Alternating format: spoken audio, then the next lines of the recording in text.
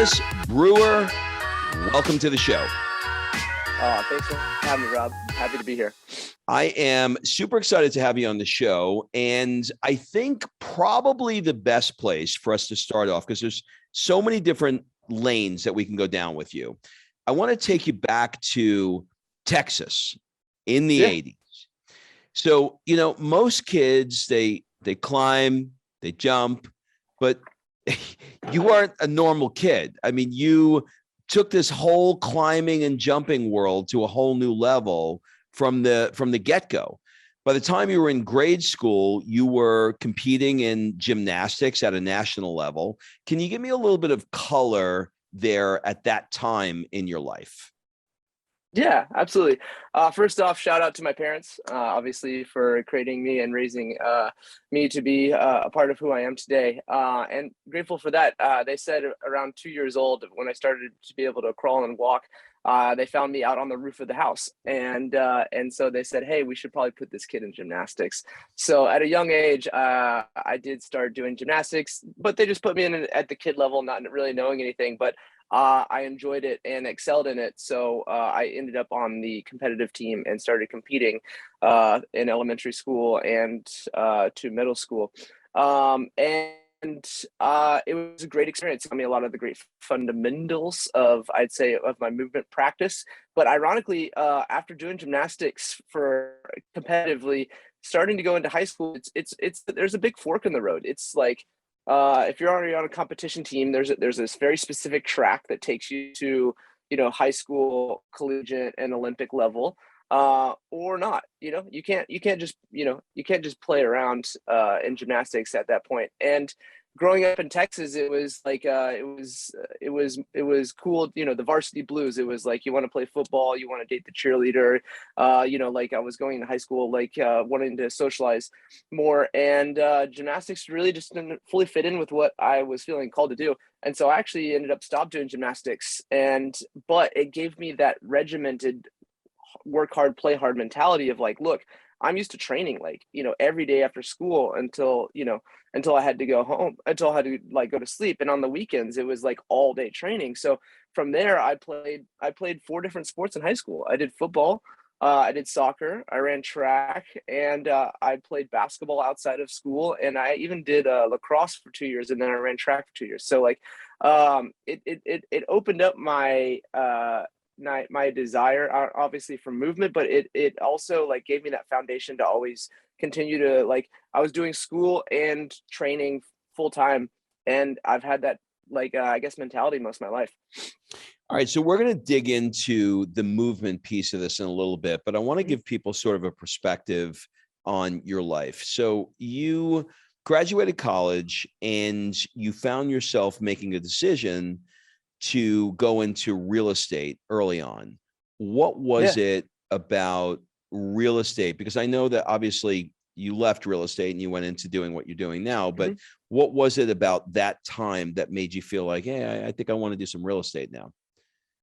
Yeah, well, it was pretty much, I ended up blowing out my knee. I blew out my knee. I tore my ACL, my LCL, my PCL, all the nerves in my knee. I couldn't wiggle my toes. They weren't sure if I would, A, be able to walk, B, they're like, you'll never be able to play sports again. And I was just crushed. I mean, like, this probably doesn't surprise you, but movement is my life. And all I've wanted to do is be a professional performer or movement artist. And so I was just devastated. And so I was like, well, in life, if you make a lot of money, you have a lot of friends, that is the golden ticket that, so like, I was like, well, shoot, if I can't be the athlete, like what's another option? And I was like, well, real estate, you can make a lot of money. And you can do well in that. And it's a relatively social, not always at the desk job. And so that's what I chose. And I did that for a couple of years, almost 5 years of my life. And but you also got to realize that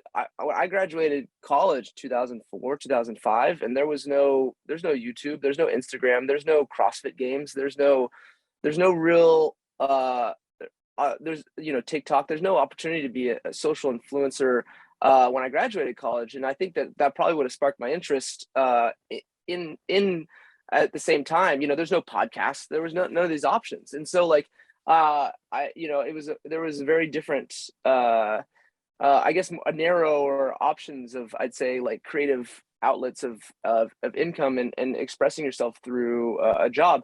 And so I did that. And then in 2008, 2009, when the market crashed, for all you youngsters out there, there was a huge market crash, similar to kind of the pandemic now.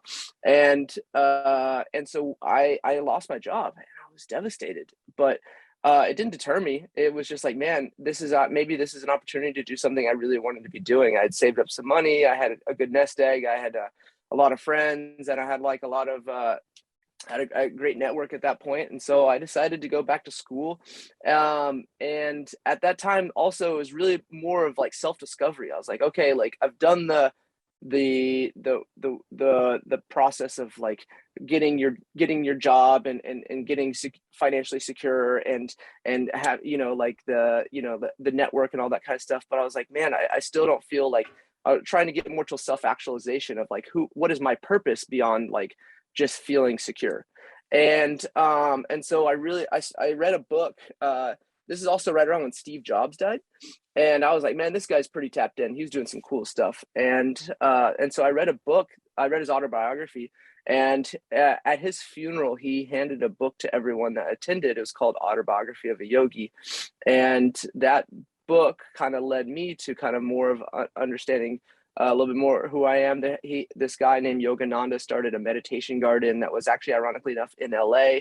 On the way to Malibu, and I was actually going to grad school at Pepperdine in Malibu. So I was like, sweet, I'll check this place out.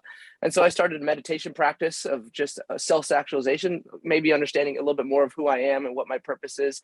And in grad school, I studied entrepreneurship. I was like, what's something that I can give to the world, or something that I could start? And so that was like a 2-year process of just kind of self-discovery. I read a ton of books. I actually just reread one of my favorite books like last week, Joe Dispenza, Becoming Supernatural, like really tapping into like understanding the mindset of what a human can do and be more supernatural with your powers that you're given, through breath and through meditation and through mindset.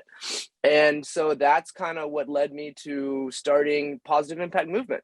I was like, look, if I was going to die one day, which we all are, what is the gift that I can leave to the world? And I was like, man, I love movement. I love working out, and I want to make a positive impact in people's lives through doing that. And so that was kind of a short and simple mission statement that I've dedicated to my life and has kind of led me to, I guess, where I am today.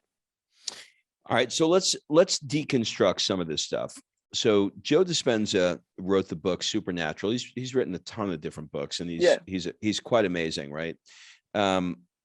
When you read Joe Dispenza's work, he talks about, and again, I'm paraphrasing, so bear with me, but he talks about like, your ability to not live a repeat of your previous day and step into a new you essentially each day. And those are my words of his work, right? He would say it a thousand times better than I just did. But when you're doing the kind of work you do, which we'll get into in a second, how are you always not resting on your laurels and reinventing yourself such that your brain is fully engaged and fully present in doing something that's no longer Tuesday for you, and it's new and it's different? Does that question make sense?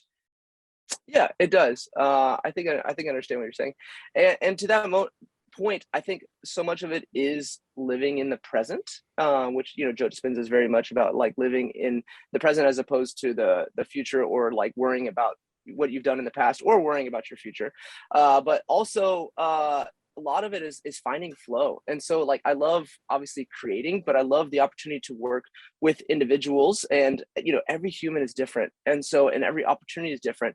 But the opportunity to be in a flow state, often how humans get into flow states is being I don't want to even say in uncomfortable positions, but being on places where you have to be in high alert. And so a lot of the things that I create are like high alert situations, which literally make me live in the present. For example, like if I'm doing a handstand on someone's hands who's holding a weight bar, for example, there's a lot of things that could go wrong. And so like you have to be completely focused and be aware of what you're doing. Or like, getting close to the edge of a building, or even handstanding on the edge of a building, it's like you have to be fully aware and fully present of what you're doing, which allows you to maybe tap into what you would call a higher self, or maybe even just like you're fully embodied. We can at least agree on that. And that's something that I truly find joy in, and try to get back into, is finding back to your source, or getting embodied as much as possible. Why would one do a handstand on the side of a building? First off, I wouldn't recommend anyone do that unless this is your comfortability zone, and there's years of training that comes into that. But what I'm trying to say is that is where I can find a flow where I need to be fully present. And I don't really necessarily do it to scare people. I really do it for myself. Is there a point where that edge, pun intended, is always being pushed so far that in order to get that state of presence and aliveness, you're doing some shit that's crazy? I mean, like really, even for you, crazy. Because like, we're going to link this up in the show notes, but if somebody goes to your website, they're going to see a picture of you doing a handstand on a handrail that is, it looks like it probably is Vegas or something, where it's downtown LA. Is that downtown LA? Okay. Yeah. Where it looks like it's got to be a green screen, because there's no way that any human being would ever do something like this. It's worth it. If you're listening to this at the gym, it's worth it to remember and go home and look this thing up, because it looks crazy. So like, obviously you didn't start there. Well, maybe you did, because you said at the beginning that you were a kid and you were walking on the edges from birth. Yeah. So is this something that, like, I don't know, like, you're a spiritual guy, you're a woo-woo guy, so I'm sure I'm not saying anything that's like crazy out of turn here, but like, is this like some weird past life stuff that you're just pushing the envelope, or is this just you evolving into this edge? Like, the edginess is what I'm trying to like, like this, like, it's so, again, pun intended, it's so edgy. Like, where does that come from? The irony is, that experience, or that's that place where I did that handstand, like I actually felt very comfortable doing it. That wasn't where I was like, oh man, like this is a 50-50, this is an 80-20, like this is a, like, outside of, there's always, a 1% chance anything can happen. I mean, we could get struck by lightning, it's like hit by a car. But like in that instant, I felt pretty comfortable in what I was doing. And honestly, I did it for the art. I think the photo is beautiful. And I think it's something that will, like, obviously, like, last longer than I will. And it was something that was really beautiful. And in a weird, I don't want to like dwell on this, but like, if something did go wrong, like, this is something I'd be proud of. It's an art. And so like, obviously I'm not trying to like put myself in, I wouldn't say that I'm a full on daredevil or stuntman, but it's like, it was something that I wanted to create. And I guess if you look at like Alex Honnold, for example, the guy who did Free Solo, Sure.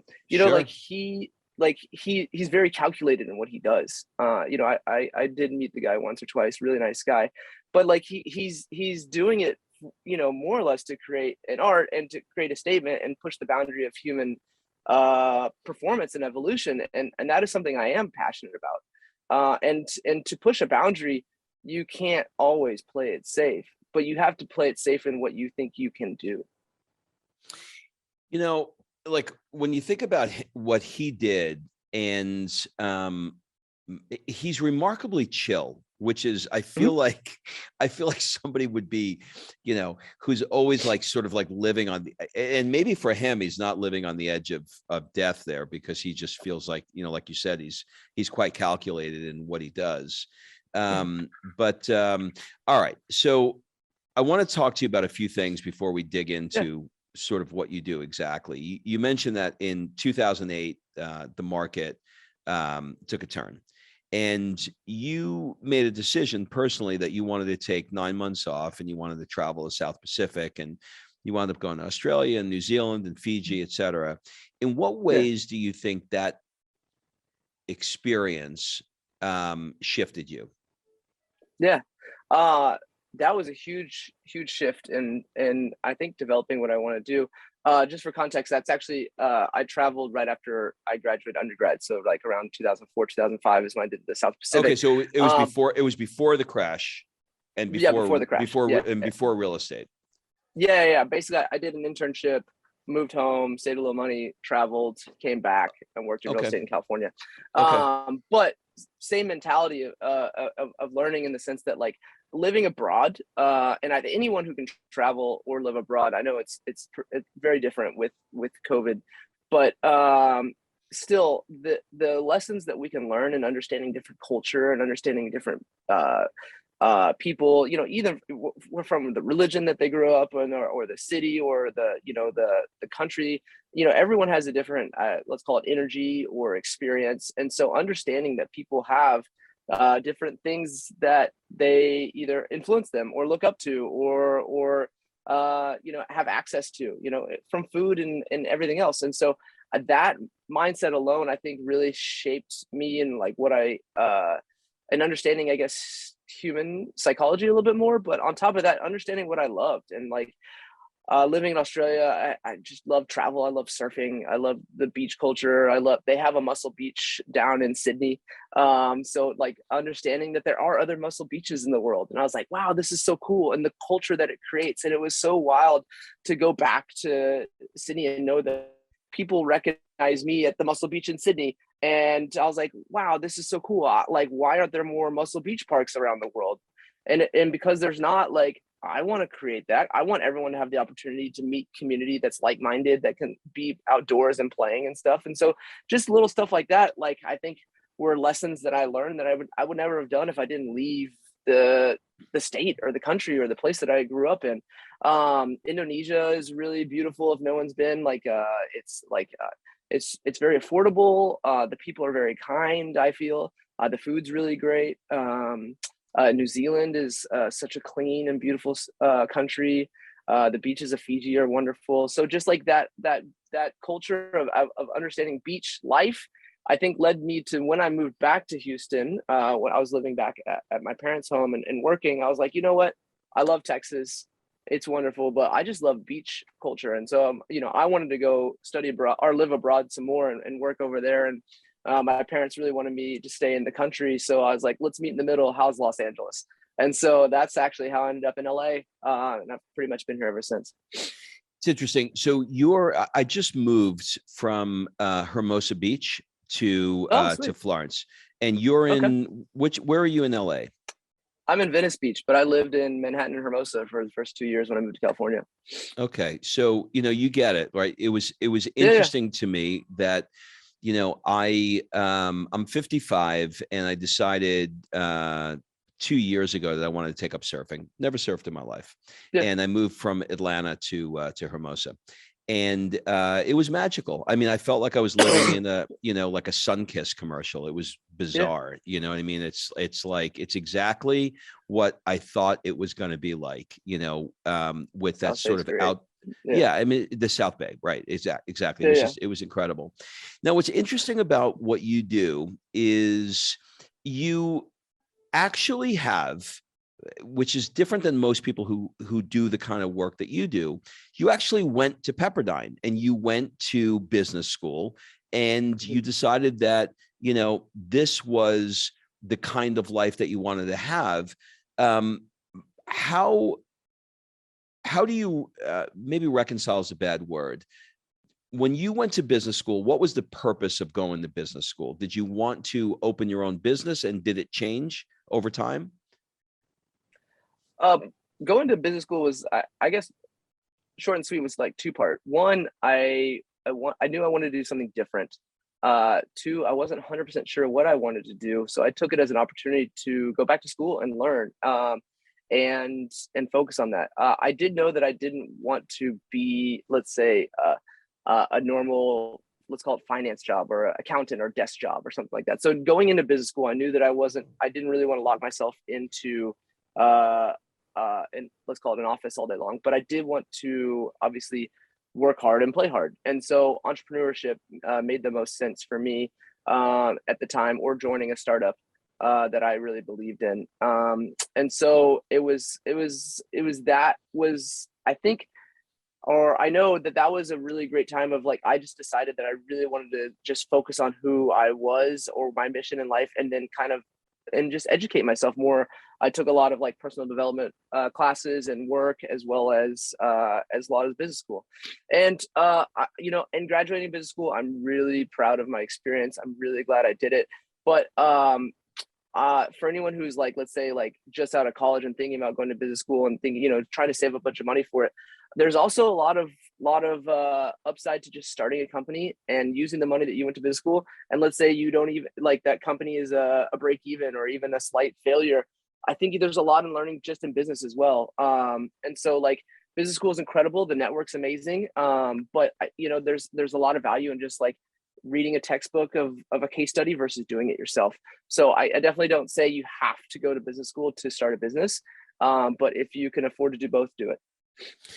Most of the people that I interview who went to business school and stepped into, sort of the proper traditional channels of business school, their focus is on making money. Like they just want to find a way to make more money. But that is not the road that you went down. Not that you're not making money, you are, but you went down a road of doing something that you're truly passionate about, and you're not trying to make money for money's sake. You're trying to focus on passion. So the question I have for you is, you could have gone down multiple paths. You could have gone down a real estate path. You could have gone down this, all these different paths.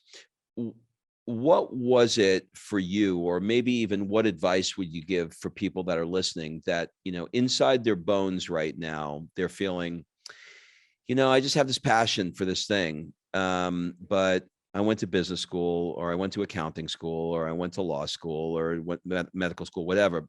So I should be going down this road. But inside of me, I'm feeling called to go down another road. How do you reconcile? Because you did some work here. Like you listened to Joe Dispenza, and you read Autobiography of a Yogi, and you've done personal development. So you understand that intersection. But how would you advise somebody that is feeling pulled? Like, I want to go this way, but I feel like I should go that way. Yeah. First off, thank you for listening to yourself and listening to your intuition. I think a lot of people tune out their mindset, or, there's a lot of, negative self-talk that all humans have, and you have an opportunity to listen to that, or listen to like let's call it a higher self, or a source that's like, hey, look, maybe this is what you're supposed to be doing, or this is another opportunity. So first off, thank you for listening. Second off, cultivate it. Start a conversation with that person or that thing, or try to learn more and start reading these books. Like Joe Dispenza is a great one. Deepak Chopra has become a friend and an incredible human. Even Aubrey Marcus does really cool stuff. The On It guy, really cool. A little bit more modern time. And just like get into the mindset of what you can and do, and don't forget, you can start small. It's like, even just from reading books and even just personality tests of like, hey, this is my strengths and weaknesses, these are the things that like get me going. And so I think that would be a good start. Like, start reading these books. And like, I think even anyone who's in a let's call it even a full-time job, like there's no reason that you can't start something part-time. I have friends who start podcasts part-time that become full-time jobs. I have people that even start coaching on the weekends that become like full-time coaches at some point. So like, don't be afraid to start a part-time passion project that could become your full-time job. Like a friend of mine, he was a lawyer, and he was like, man, I've been a lawyer for a couple of years, and it's not my passion.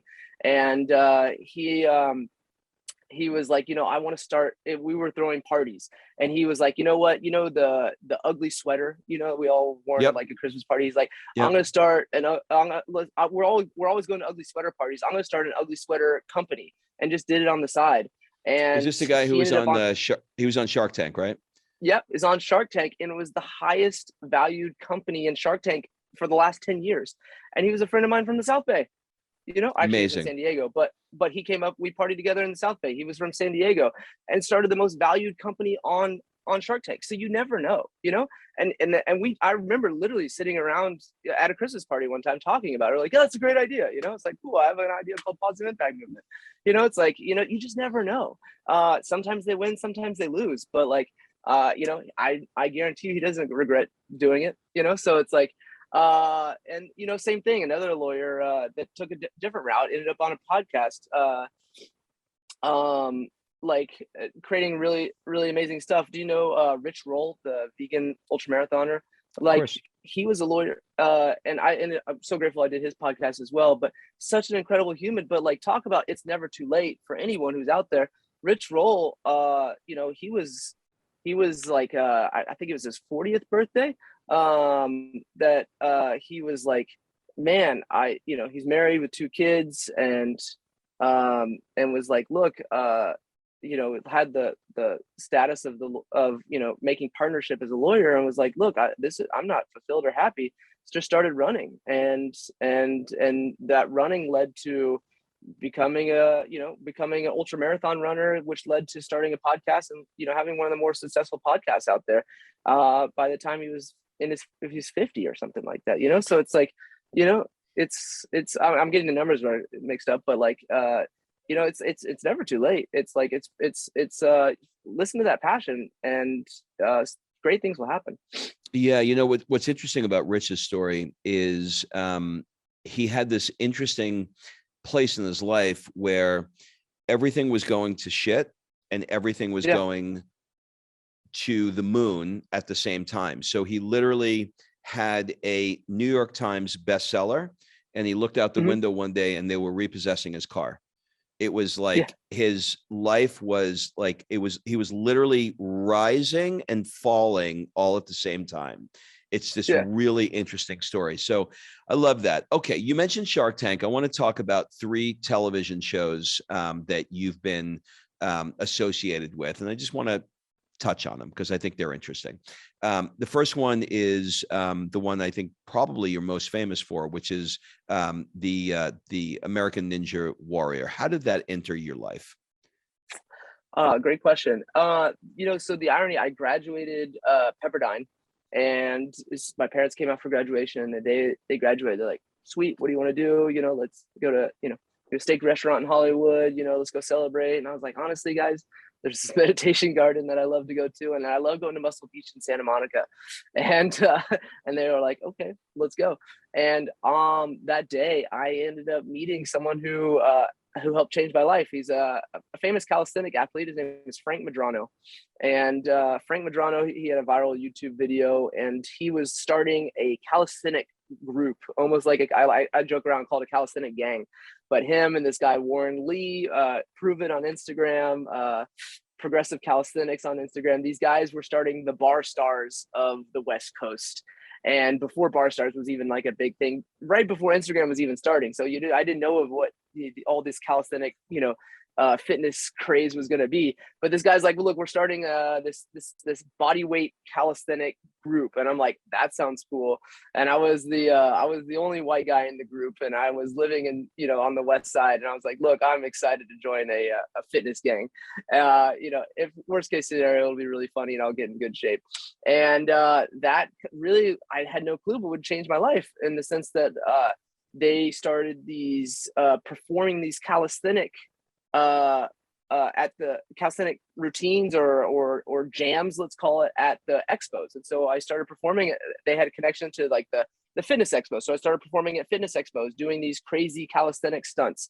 And from there, they started a calisthenic competition called the World Calisthenic Organization Battle of the Bars. It was like a freestyle calisthenic fitness competition. And I ended up winning a competition, which made me one of the top ranked guys in the world, which was pretty crazy. I was like, wow, all this happened in the span of like a year or two from graduating, while I was starting the business. And so I was like, man, I thought I was starting a fitness company that I would just get product on different athletes. The irony is, just like Rich Roll's story, he was like, oh, it's too late to become an athlete at 40. I was thinking the same thing. I had just turned 30, and I was like, oh, it's too late to become a professional athlete, thinking like, by the time you're 30 in the NFL, you're an old man, so I was like, well, there's no way I can be an athlete, but I can train like I was.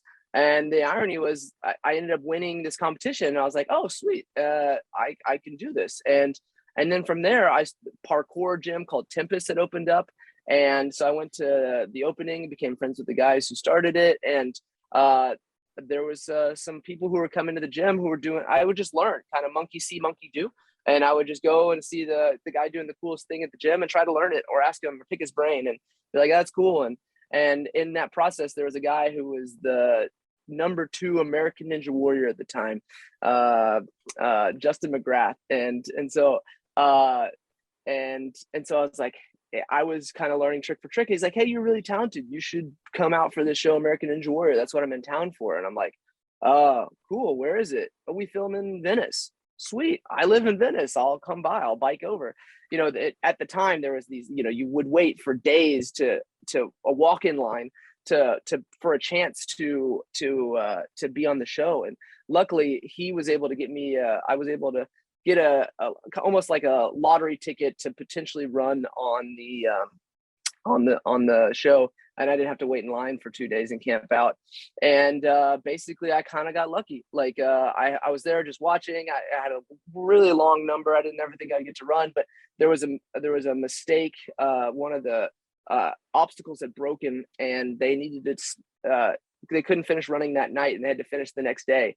And so at that time they finished the last 10 runners, and then they let a couple of the walk-on people go because they had a little time slot. And they were like, hey, they're like, all right, we got time for like, one or two more. Hey, a lot of the walk-on line people had kind of failed. They didn't do as well as the people that usually choose for the show. And they were like, hey, I want one or two more. Hey, McGrath, get your buddy in there. And I got chosen, and I ended up essentially doing really well on the course and making it to the next round. And they're like, oh wow, we didn't expect this walk-on guy to be able to like do well on the show. And so that's how I first got on. And fortunately they invited me back, and I did even better the next year. And I competed over like 7-8 years of the show, and it's been so cool. And like that, at the time that show was on G4. So it wasn't even on NBC yet. I had no clue that it was going to become this like huge mainstream, like popular show. I was just doing it because it was an opportunity in not only like in my backyard, but also like it was an opportunity to have some fun on an obstacle course. Never thinking that like I got to do this to become famous. Like I was doing it because I loved it, and it was ahead of the curve, let's say, becoming mainstream, and really grateful for the opportunity to be on it for a couple of years. And the community of Ninja Warrior, like that's the coolest thing about it. Like anyone who's doing this show, I think really isn't, most people aren't doing it for the fame. Most people are doing it because they want to overcome obstacles in their lives, and they're like, everyone is literally rooting for each other, because it's you would think it would be very competitive, but it's very like ninjas versus the course versus like ninja versus ninja. Although the show I think even kind of tries to portray us more against each other than it really is. Like from the behind the scenes, we're like such a tight-knit community of just like, we just want to have fun and overcome obstacles in our lives and help other people do it. So I'm really grateful for that opportunity. So what's the advantage to doing it in terms of a career move? Do you like how many hours a week are you involved with it? Are you getting paid to do it? Like, because you did it for a long time. Yeah. The show, there's prize money. So if you get, first or second place, or if you get a mega wall, when you make it to Vegas, there's like stipends, for hotel and stay and that kind of stuff, but they don't pay you to be on the show. But there's opportunities if you do well, like ninja gyms will want to have you compete and that kind of stuff. There's opportunities outside of it. Obviously you can grow social media from it and that kind of stuff. But I used it. I like, I thought it was great because I had started an apparel company, and we created ninja pants, you know, and we were raising money to give back to more like muscle beach parks around the world. So I used it not only as a platform to something I was already passionate about, but I used it also as an opportunity to just showcase something that I love. And so I highly recommend, if you have any interest in doing it, there's probably a ninja gym somewhere in the city or country that you're in. I mean, literally, I was Googling, there's a ninja gym in Rome. I was Googling it. If I had any free time, I was going to stop by. So like, they're in, I only think they did Ninja Warrior in Italy for 1 or 2 seasons, you know? So it's like, it's out there. And if not, there's probably obstacle course training. There's definitely some sort of a Spartan race type obstacle course training that you can do, or just, you know, start doing bodyweight training. But it's wonderful because I think like, I'd call myself a functional fitness athlete. And that's where, at least where my passion and training is. Cause I think like, no disrespect to bodybuilders, but bodybuilding is really based around, you know, aesthetically looking good, which is super important, you know, for many reasons, but functional fitness is really how well you can like move, you know, how you can essentially like, how well you can run, how well you can push, pull, squat, lunge, that kind of stuff. And so that's where like I love to really base my training around, because I want to be able to do the most things possible. I want to be able to climb the most things, jump the most things, run the most things, play the longest, if you want to call it that. So did you say that you did some a television show here in Italy as well? I did, yeah. How long were you here? So I've been twice this year, Yeah. twice in the last 6 weeks. And this is for the television show? Yeah, which actually has not aired yet. So I'll get you guys a link for it, but it'll be airing really soon. But it's called 2CK Valis, and we filmed in Rome, and it's cool. It's a show similar to America's Got Talent or France's Got Talent or any of the Got Talent series, but what I think is cool about it is it's a little bit more, I would say, circus focused, or maybe more performance focused, where like on America's Got Talent, you might have like you know, a kid singer versus a magician versus an acrobat. 2CK Valis is a little bit more, I'd say, performance based. So it was really cool. Okay. And then you somehow found yourself involved with Shark Tank too. Did I get that right? Yeah, that is correct. A friend of mine started a company called Be Somebody, which is essentially you have a skill set that you want to share to the world. How can you be somebody that shares it? And it was a peer-to-peer sharing platform. And I was one of the ambassadors for the company with Henry Cejudo, the MMA guy, and some other amazing athletes. And we went on to Shark Tank essentially to help tell the story of the company. And so that was really cool because I got to essentially perform for the company. And it was a really unique experience. It was really great. I look forward to maybe going on with my own company one day, but it was really cool to be a part of that. The Sharks seemed really cool. The set's really cool. The people that work behind it were really neat. So it was a really cool experience. Yeah. Where do they film that? That's in LA. Yeah. It's in LA. Okay. Yeah, it's in Culver City. Culver City. What was it like for you walking in there and seeing those sharks who are now so famous for the first time? Was it intimidating, or are you at that point now where you just don't react to the crowd like that? Well, the irony is I didn't really have much. The first time technically meeting them, I literally was jumping on the Sharks table and backflipping while one of them while they were giving me a high five. So I high five and backflipped them at the same time, you know? So like that was literally the first time actually meeting them. I was rolling in on a monster truck tire. So like there wasn't too much time to actually ever really be nervous because I'm literally trying not to fall, you know, like on a tire. I'm focusing so much on just like doing my stunt. So there's no time to kind of get celebrity shock, if you will. But on top of that, it's living in LA and getting to be on television. You know, it's I don't want to say it waters down your experience, but like at the end of the day, you get to realize that all these people are just humans as well. You know, yeah. And they've just found success or are really good at acting or whatever, you know, their skill set is. And so for the most part, like I mean, they 100%, they're all human, and how they want to interact with you is their choice. So how you choose to perceive them is also your choice. So Yeah, for sure. Let's yeah, talk about animal flow. What is yeah. animal flow? Animal flow is an incredible movement practice. Shout out to Mike Fitch for the creator of Animal Flow. But going back to functional fitness, it's how to move functionally. And I always like to say, I like to put the fun in functional movement, just have fun with that. But animal flow is really how to move essentially kind of like an animal. So there's like literally like the ABCs of animal flow, how you move like an ape. We're on video, right? Yep. So like an ape was literally, it's just kind of like let's see if I can move my camera here, but we're sitting in like a position where I'm on my heels and I want to sink my hips as low as possible. And getting in this position, most humans have a really hard time sinking their hips all the way down where you can sit comfortably. I even started, like almost parallel, like sitting like this. I was like, oh, this is uncomfortable. But there's another great movement guy, Ido Portal, who was like, I challenge you to sit, in that position. It was 30 days for 30 minutes, so you can take a break every minute, you can take a break every 5 minutes, but like getting your hips lower so that you have full range of motion. And so getting into that ideology of like mobility helps with your strength and being able to fully move, as well as there's the B for animal flow is called a beast crawl. So it's almost like a bear crawl, but your knees are not on the ground, they're kind of hovering. So it's like a full tension, full body movement exercise. And so opposite hand, opposite feet, a lot of like quadrupedal movement, but also a lot of like mind body connection at the same time. You have to really kind of be thinking about what you're doing, and full tension.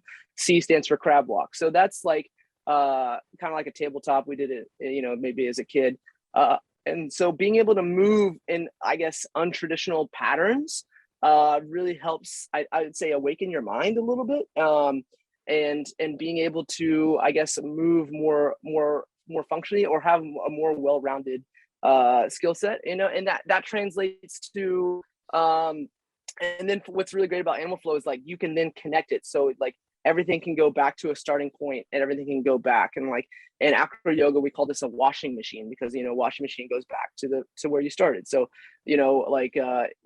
for example, if I was like in an L sit up to a handstand, did a 360 and went back to an L sit, that I'm starting and ending at the same point. You can loop it like a video. And so animal flow all has these loops and starting points, and so it's really cool. It's kind of like a capoeira dance types of animal movement. And it was the foundation. That was one of the first certifications that I got that really was just an untraditional style of fitness training that I use as a baseline for all the training that I do today. How does that compare to PI movement? So PI movement stands for positive impact movement, and it's a company that I started with the intention of wanting to essentially fund more Muscle Beach parks or playgrounds, and they don't have to be on a beach, but playgrounds around the world. It is also an apparel company, which you can go to pimovement.com or pimovement.ninja, and you can see some of the apparel that we have.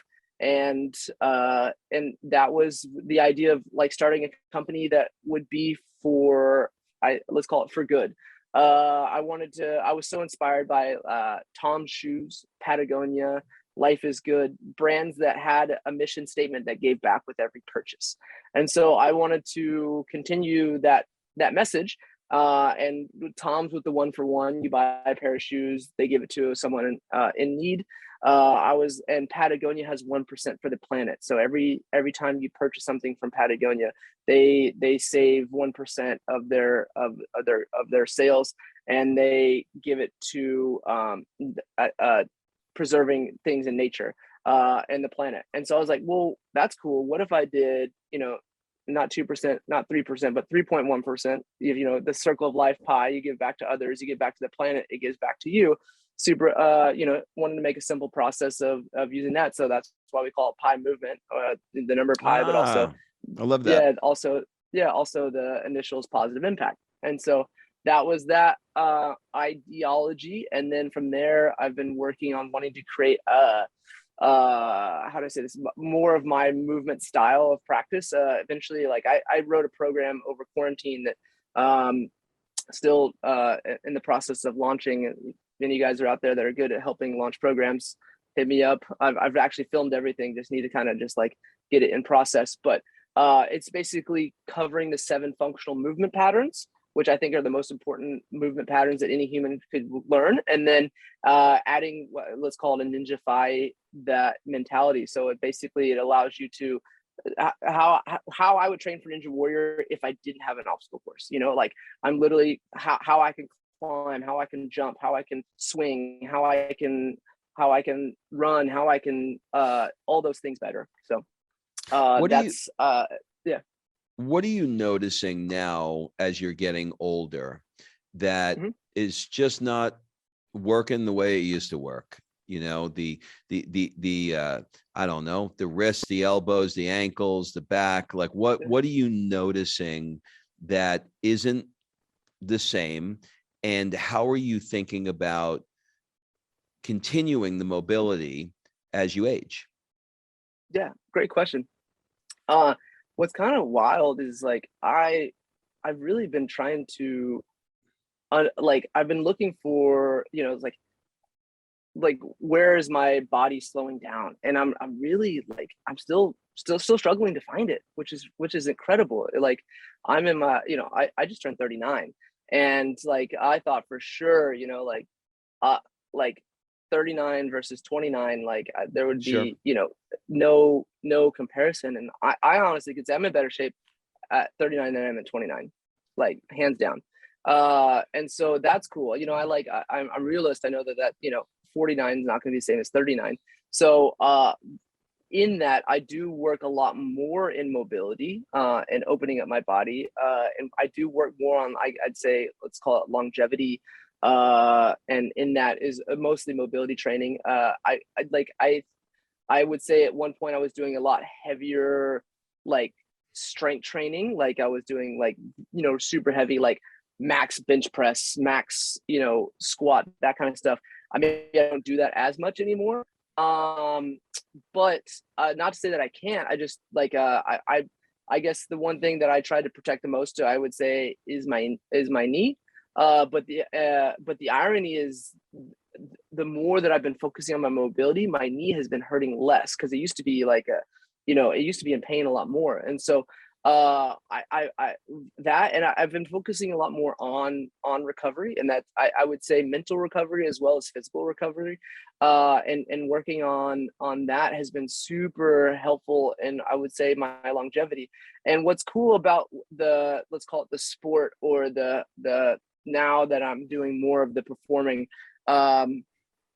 with America's Got Talent and the Got Talent shows, I'm performing 2-3 minutes at a time. Even Ninja Warrior is like 2-3 minutes at a time. So it's kind of like, let's look at like a Floyd Mayweather. It's like you have a boxing match that a couple minute rounds, 8-minute rounds. That's it. It's like you can be an athlete who does, goes later in their career in the style of training that I'm doing. And I also am really trying to train to be as functional as possible, not necessarily like let's call it a strong man or anything else like that, where there's I feel like or even sports like like football or stuff like that, it's so grinding on the body. There's so much impact. There's not as really much impact on what I'm doing. So I'm really grateful to feel extremely strong in what I do still. Where do you think, when you see somebody like a Tom Brady, who, I mean, I saw this motherfucker on TV the other day. He looks 16. I don't understand what's happening. I cannot figure it out. I don't know what he's doing. I actually interviewed his trainer at TB12 on stage. And nice.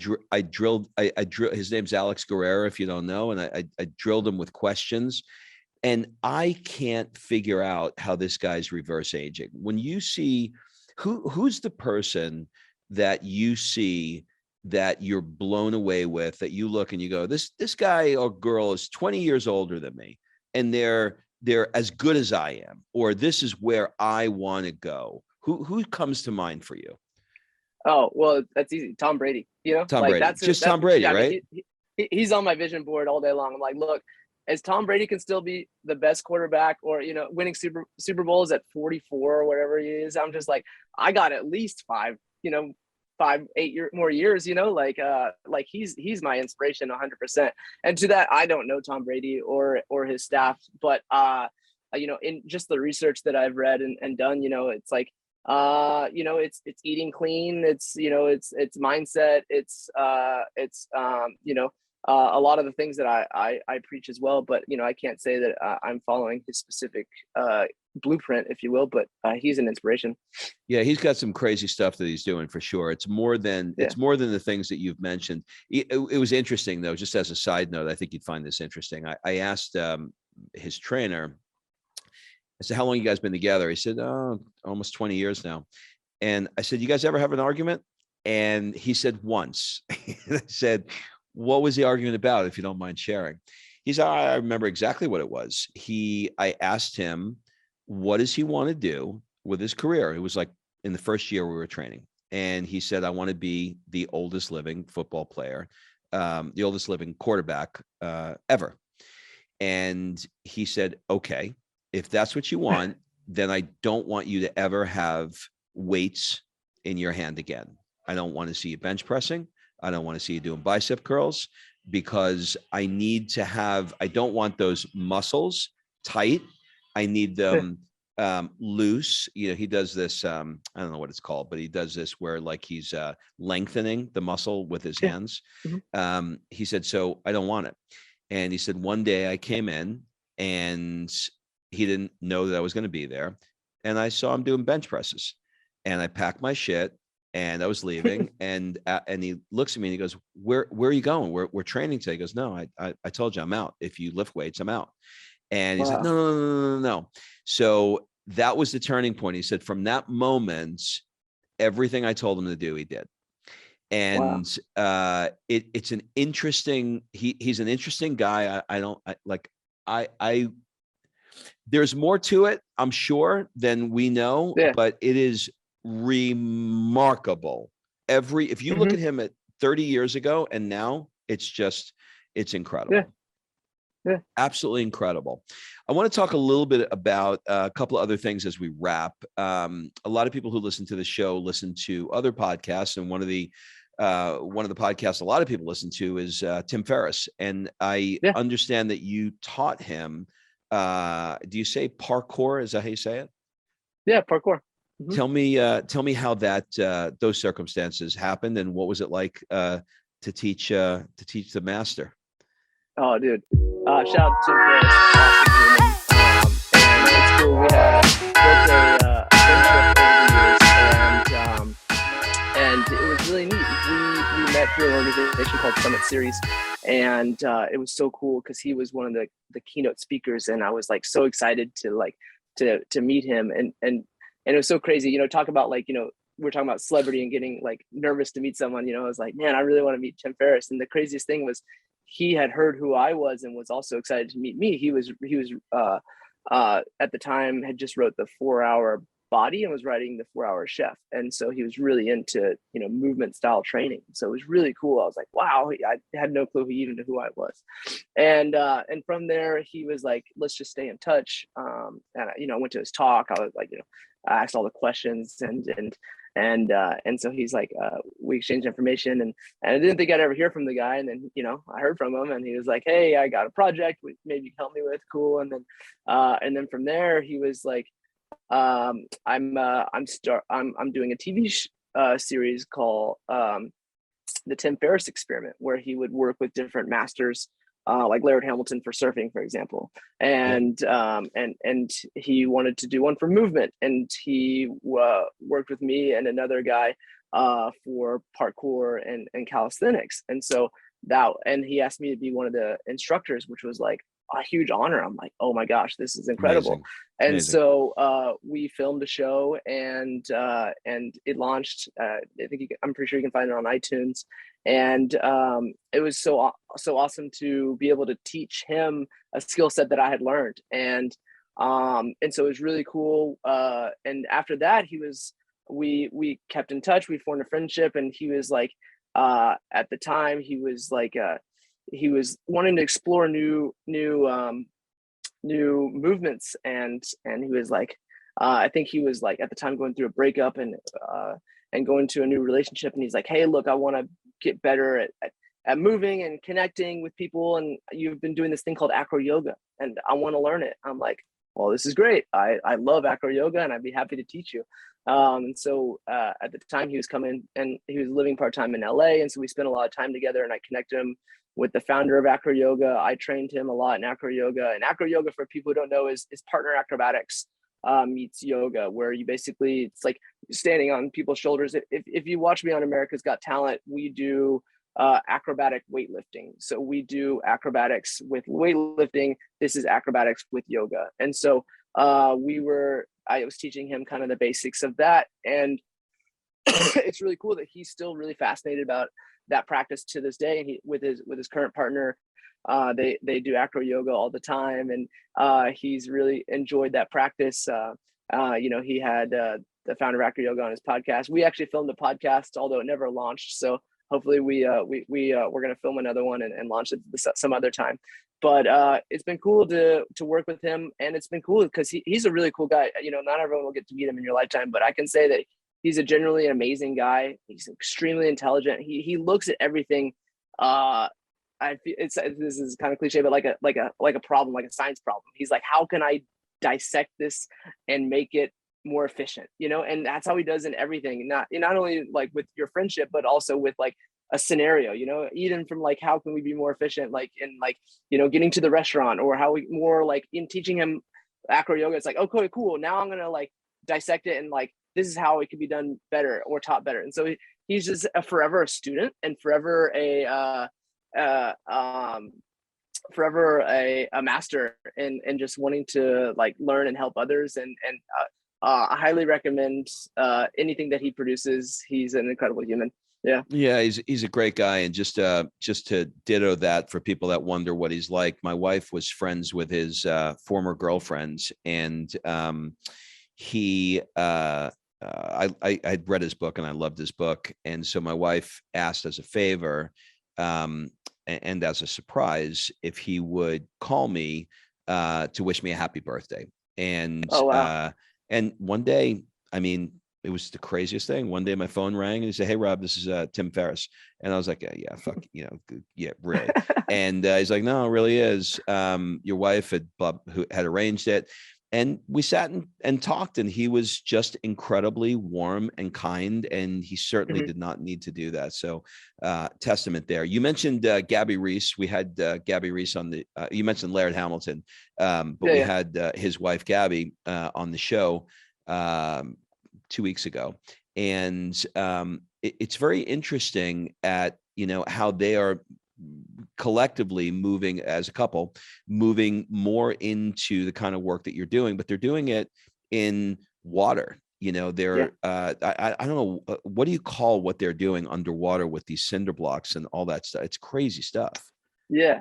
I've been invited through friends of friends to go train with them, and I haven't schedules haven't lined up yet, but I'm excited to do it one day. And I have not I met them very briefly at a trade show once, but their stuff is really cool. I don't want to butcher it or say it wrong, so I don't know what the official name of their style of training is, but I've seen people in it, and they've all said really, really great things about it. It's like it's a combination of breath work and training underwater, and functional fitness.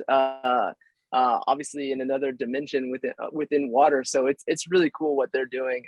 And I've had a lot of Laird's superfood products, and I think they were great.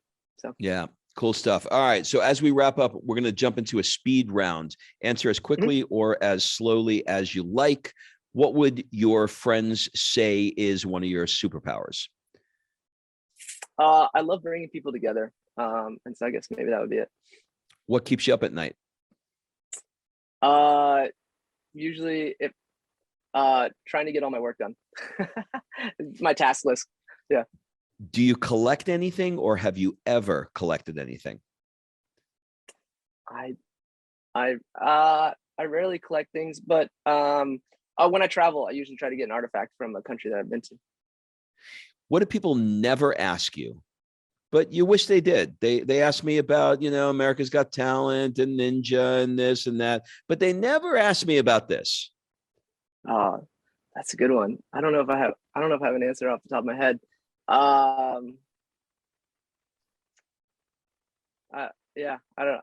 It's a trick. It's a little bit of a mind fuck, because you have to like figure out, what do they never ask me? I can tell you what they always ask me, but I can't tell you what they never ask me. So think about it. We'll take a pass for a minute, unless you got one. I'll give you an indirect answer. One thing that rarely comes up, but I'm super passionate about, is also just getting into nature, like camping, outdoors and off-roading, getting out in nature. Rarely people ever ask me about that, but it's something I'm super passionate about. So, all right. What book have you reread the most? Oh, reread? Well, I mean, the one that comes up, I just reread Supernatural for Becoming Supernatural for the fourth time. So let's put that one on there. Are you into Esther Hicks? I am. Esther Hicks is great. Yeah. Great stuff, man. I every morning, for those of you that don't know, I'm definitely not going to take the time to try and explain how she's talking to 12 dead people right now. But Google Esther Hicks on YouTube, Esther Hicks, and just listen. It'll blow you away. She'll blow you away, or they'll blow you away. I don't know. Yeah, all all of them. What is one thing that you own, and you probably should throw this out, but you're not going to do it? One thing I should own that I should throw out that I'm not going to. My television. That's an interesting answer. Nobody's ever given me that one. Okay, last question. What one question would you like to ask me? Do you have a mission statement for your life? I don't go off per se an actual statement, because I find that when I craft those things, it feels like I'm trying to craft something to put into a frame. But I can tell you that I do live by one internally, and I'll give it to you, just off the top of my head. And it's do more of the things you love to do and less of the things you don't. Oh, that's beautiful. I got one more, if that's okay. Yeah, go ahead. Is there any way I can support you? It's that's very kind of you. Is there any way that you can support me? Not directly. I think the way, this is going to sound like a woo-woo answer, but guys like you who do seemingly the impossible, what I think most people don't understand is that it takes a tremendous amount of courage, work, discipline, focus to be able to accomplish it. And what you're doing out in the world is creating a ripple effect of other people that are saying, well, if this guy can do it, maybe I can do it. So you're supporting my mission of helping people to realize that they're capable of so much more, and that life is not all about work, and that it's about play by living your life. So the way you can best support me is by continuing to do what it is that you're doing. Oh, well, thank you. I appreciate that. You got it. Well, this was amazing. Do you have any final words, suggestions, or an ask for the people that are listening? Yeah, I guess, like we had talked about this before, we had finished America's Got Talent, but currently doing a show. We just wrapped in Italy, but we're doing France's Got Talent and the country of Georgia.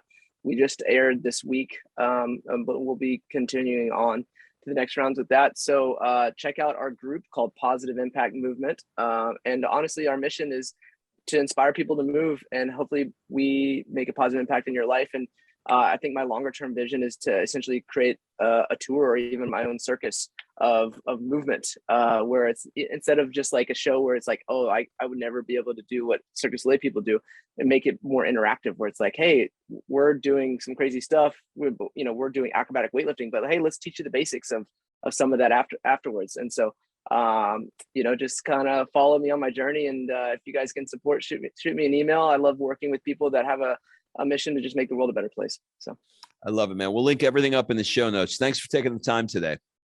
Hey, thank you so much.